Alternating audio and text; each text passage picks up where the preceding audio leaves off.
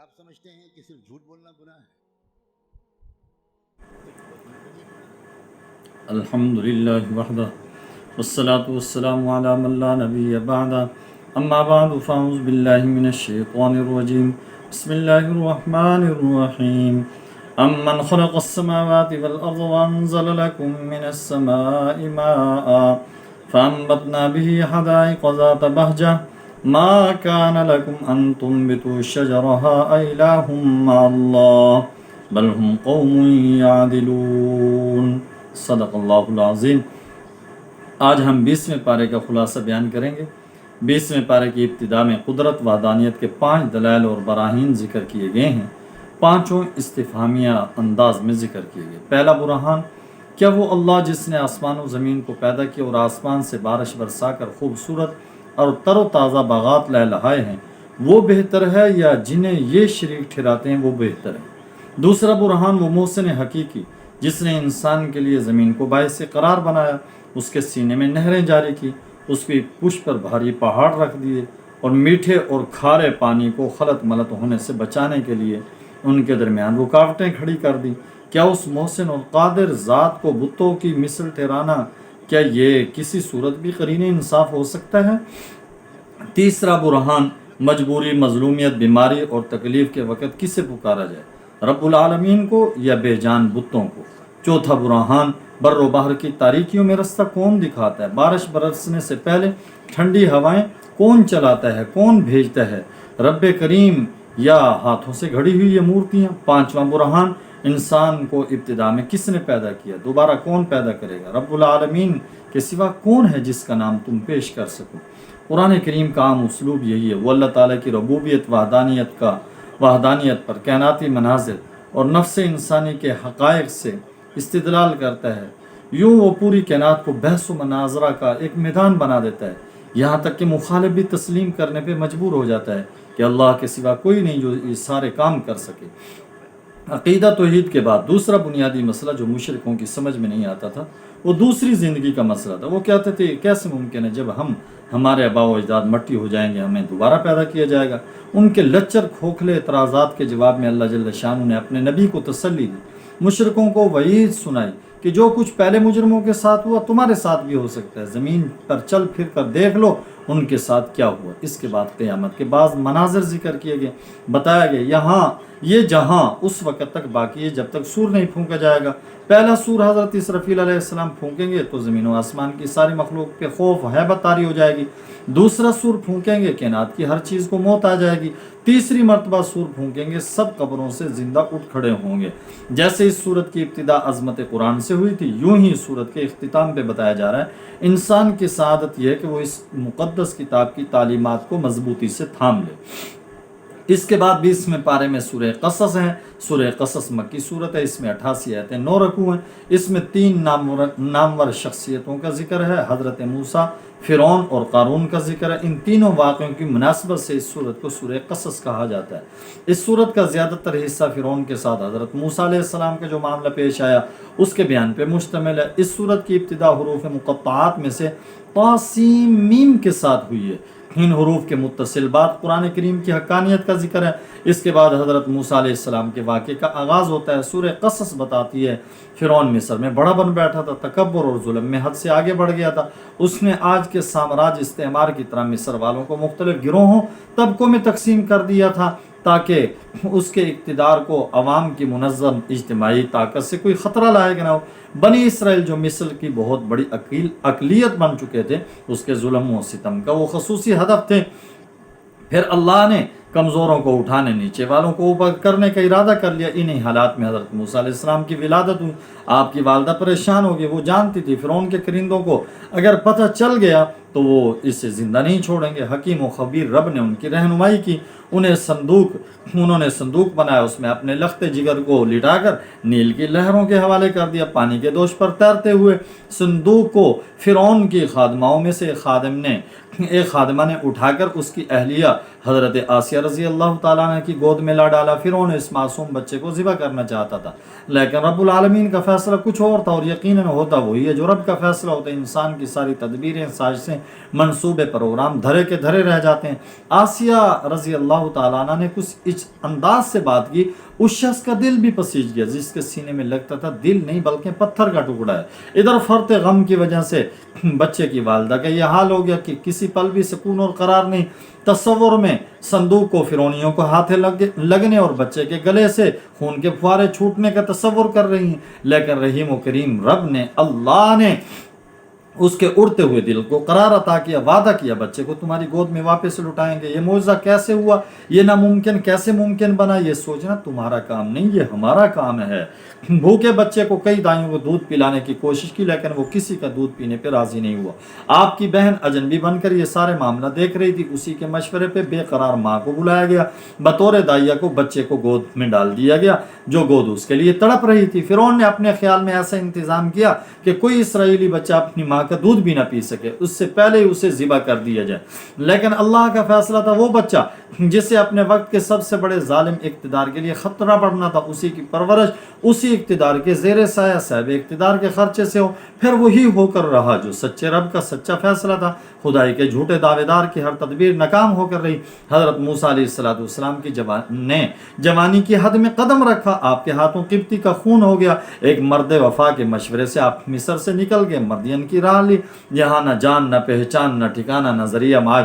دعا کے لیے رب کریم کے حضور ہاتھ اٹھایا جس نے زہریلے سانپ اور آدم خور بھیڑیے کے ہاتھوں پرورش کرائی تھی. کہا بس یا رب میں تیری عطا کا محتاج اور فقیر ہوں. آپ کی دعا دریا بکوزہ کی مثال تھی, اس میں سب کچھ آ گیا جس کا انسان محتاج ہو سکتا ہے. انسان کس چیز کا محتاج نہیں, روٹی کا محتاج ہے تو بھوک کا بھی محتاج ہے, سائے کا محتاج ہے تو دھوپ کا بھی محتاج ہے, بیداری کا محتاج ہے تو نیند کا بھی محتاج ہے. ایک درخت کے سائے تلے بیٹھے تھے دو باحیا پردہ دار بچیاں بکریوں کو ہنکائے ہوئے آگے. ان کی بکریوں کو عذرائے احسان کنویں سے پانی کھینچ کر پلا دیا. وہ بڑی سمجھدار تھی, اپنے والد حضرت شعیب علیہ السلام کے سامنے جا کر اس اجنبی مسافر کی قوت, طاقت, امانت, دیانت کی تعریف کی. انہی میں سے ایک بچی کے ذریعے بلائے گئے. نہ صرف عزت راحت آرام کا ٹھکانہ ملا بلکہ چند شرائط کے تحت رشتے کی پیشکش بھی ہوگی. شادی کے بعد گھر والی کو لے کر مصر واپس جا رہے تھے. ٹھٹرتے ہوئے جنگل میں آگ بھڑکتے ہوئے دیکھی. آگ لینے کے لیے آگے بڑھے تو اللہ نے نبوت عطا کر دی. نبوت عطا کرنے والے نے عصا اور ید بیضا کا معجزہ دے کر اسی کے سامنے کلمہ حق کہنے کا حکم دیا جس نے اللہ کی زمین پر اللہ کے بندوں کو تنگ کر رکھا تھا, جو اپنے رب کے سوا کسی کو بڑا ماننے کے لیے جو اپنے علاوہ کسی کو بڑا ماننے کے لیے تیاری نہیں تھا. کلمہ حق کہہ دیا گیا. فرعون نے نہ ماننا تھا اور نہ مانا. اللہ نے اسے اٹھایا اور فوج سمیت مادی ترقی کے اس سلوگن کو دریا کی طوفانی موجوں کے حوالے کر دیا. رہے بس نام اللہ کا یہ واقعہ جس کے نمایاں کردار تین تھے, حضرت موسیٰ, بنی اسرائیل اور فرعون, جس کا کچھ حصہ یہاں بیان ہوا. بقیہ جزیات پورے قرآن کریم کے اندر ہیں. اس واقعے سے جو عبرتیں بصیرتیں حاصل ہوتی ہیں وہ مولانا حفظ الرحمان سے ہاروی رحمہ اللہ نے قصص القرآن میں ذکر کی ہیں. ہم بطور افادہ عام کے لیے ان کو ذکر کرتے ہیں. نمبر 1, اگر انسان مصائب عالم پہ صبر کرے دنیا آخرت میں اس کا اچھا نتیجہ نکلتا ہے. نمبر 2, جو شخص اپنے معاملات میں اللہ پہ بھروسہ کرتا ہے اللہ اس کی مشکل میں ضرور آسانی پیدا کر دیتے ہیں. نمبر 3, جس کا معاملہ حق کے ساتھ عشق تک پہنچ جاتا ہے اس کے لیے باطل کی بڑی سے بڑی طاقت بھی ہیچ ہو کر رہ جاتی ہے. نمبر 4, اگر کوئی بندہ حق کا پرچم لے کر پوری استقامت کے ساتھ کھڑا ہو جائے دشمنوں کے گروہوں میں سے ہی رب حمایتی پیدا کر دیتے ہیں. نمبر 5, جس کے دل میں ایمان پیوست ہو جائے وہ ایمان کی خاطر سب کچھ قربان کر دینے حتیٰ کہ جان لٹانے کے لیے بھی تیار ہو جاتا ہے. نمبر 6, غلامی کا سب سے بڑا اثر یہ ہمت اور عزم کی روح سے انسان محروم ہو جاتا ہے, اس لیے بنی اسرائیل نے ارض مقدس میں داخل ہونے سے انکار کر دیا تھا. نمبر 7, وراثت زمین اسی قوم کا حق ہے جو میدان جد و جہد میں ثابت قدم رہتی ہے. نمبر 8, باطل کی طاقت کتنی ہی زبردست کیوں نہ ہو بالآخر اس کو ناکامی کا منہ دیکھنا پڑتا ہے. نمبر 9, اللہ کی عادت ہے جن قوموں کو ذلیل اور حقیر سمجھا جاتا ہے ایک دن آتا ہے اللہ انہیں زمین کا وارث بنا دیتے ہیں. نمبر 10, جو شخص یہ جماعت جان بوجھ کر حق سے سرکشی کرے اللہ اسے قبول حق کی استعداد اس سے چھین لیتے ہیں. نمبر 11, یہ فرعون اور اس کے حواریوں کے ساتھ یہی ہوا. نمبر 11, یہ بہت بڑی گمراہی ہے کہ انسان حق کی اتباع کی بدولت کامیابی حاصل ہو جائے تو وہ خود ہی حق سے روگردانی شروع کر دے. بنی اسرائیل نے یہی سب کچھ کیا. نمبر 12 ایک بہت بڑی ضلالت یہ کہ انسان حق کی اتباع کی بجائے اپنی خواہشات کی اتباع کرنا شروع کر دے۔ یوم سبت میں شکار کی ممانعت کے باوجود اسرائیلیوں نے ہیلہ بازی کرتے رہے۔ نمبر 13 کوئی حق قبول کرے یا نہ کرے، داعی کا فریضہ ہے وہ فریضہ تبلیغ ادا کرتا رہے۔ بعض اہل حق سبت کی بے حرمتی سے آخری وقت تک منع کرتے رہے۔ نمبر 14 ظالم حکمران قوم کی بدعملیوں کے نتیجے میں ان پر مسلط کیے جاتے ہیں۔ نمبر 15 اپنی قوم کو انسانوں کی غلامی سے نجات دلانا یہ انبیاء کرام علیہ السلام کی سنت ہے۔ حضرت موسیٰ علیہ السلام کا واقعہ اور فرعون کا انجام بیان کرنے کے بعد مختلف آیتوں میں مکے والوں کو تنبیہ کی گئی، اہل کتاب میں سے ایمان لانے والوں کی تعریف کی گئی، مشرکوں کی جہالتوں حماقتوں کا ذکر کیا گیا، دنیا فانی کے مال و متاع سے دھوکہ کھانے سے بچنے کی تلقین کی گئی، قیامت کے مناظر میں سے بعض مناظر کی منظر کشی کی گئی، اللہ کی تخلیق اور اختیار کا بیان کیا گیا۔ اس مضامین کے بعد فرعون جیسے ایک متکبر اور سرکش انسان کا تذکرہ جس کا نام قارون تھا، خاندانی اعتبار سے حضرت موسیٰ علیہ السلام کا قرابت دار تھا، اکثر علماء نے آپ کا چچا زاد قرار دیا، اپنے وقت کا ہی نہیں شاید آج کے بین الاقوامی سرمایہ داروں میں سے بھی سب سے بڑا سرمایہ دار، اس کے خزانے نہیں خزانوں کی چابیاں اٹھانے کے لیے طاقتور مردوں کی ایک بڑی جماعت کی ضرورت پیش آتی تھی۔ دولت کی بہتات نے اسے خود سر اور مغرور بنا دیا تھا۔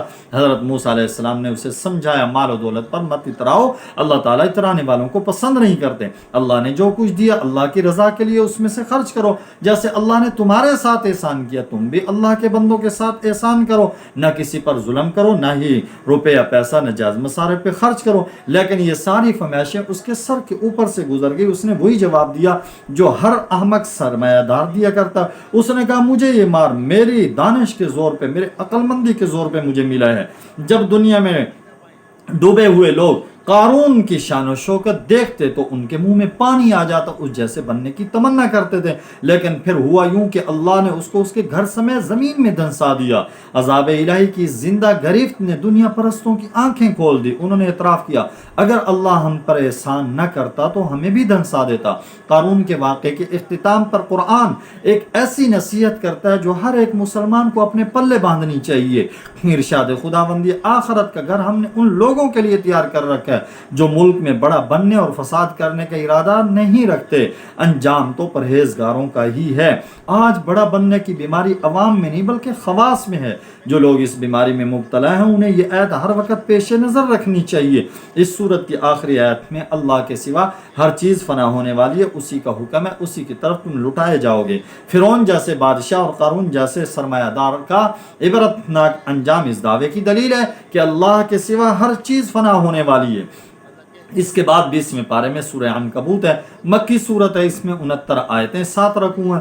آیت نمبر 41 میں مکڑی کا ذکر ہے، اسی نسبت سے اس سورت کو سورہ عنکبوت کہا جاتا ہے۔ اس سورت کا موضوع سنت ابتلا ہے، یعنی زندگی میں ابتلا آزمائشیں ضرور آتی ہیں۔ مکی زندگی میں مسلمانوں کو طرح طرح کے مصائب کا سامنا کرنا پڑا، جور و جفا کے بادل پہم برسنے کے بعد بھی نہ تھمے تو بتقاضۂ بشریت بعض لوگ گھبرا اٹھتے تھے۔ انہیں سمجھانے کے لیے فرمایا گیا ایمان والوں کو آزمانا اللہ تعالیٰ کی پرانی سنت اور دستور ہے تاکہ سچے جھوٹے، کھوٹے کھرے، منافق اور مومن کا فرق ہو جائے۔ ایمان والے بڑے حوادث کے سامنے استقامت دکھاتے ہیں، جبکہ زبانی کلامی ایمان کے دعوے کرنے والوں کے قدم ڈگمگا جاتے ہیں۔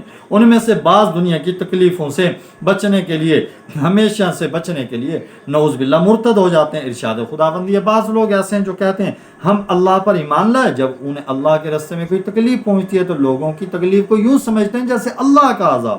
اگر تمہارے پروردگار کی طرف سے مدد پہنچتے ہے تو کہتے ہیں ہم تو تمہارے ساتھ ہیں۔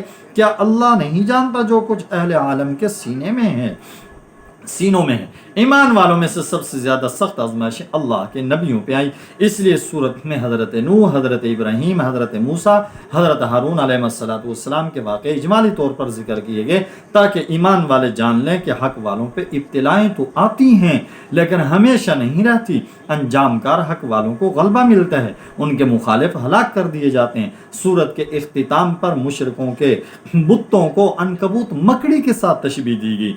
जैसा कि मकड़ी का जाला अजहद कमज़ोर होता है, न सर्दी से बचा सकता है, न गर्मी से बचा सकता है, न तेज़ तुंद हवाओं का मुकाबला कर सकता है, ऐसे ही मुशरिकों के बुत कमज़ोर हैं, ना उन्हें नुकसान से बचा सकते हैं, ना ही कोई फ़ायदा पहुंचा सकते हैं। ये 20वें पारे का खुलासा था जो आपके सामने बयान किया गया। दुआ है अल्लाह रब्बुल इज़्ज़त से कि अल्लाह तबारक व तआला इसमें जो इबरतें नसीहतें हैं हमें हासिल करने की तौफीक नसीब फरमाए, और अल्लाह रब्बुल इज़्ज़त कुरान करीम से हम सबको सच्ची पक्की महब्बत नसीब फरमाए। व आखिरु दावाना अनिल हम्दुलिल्लाहि रब्बिल आलमीन।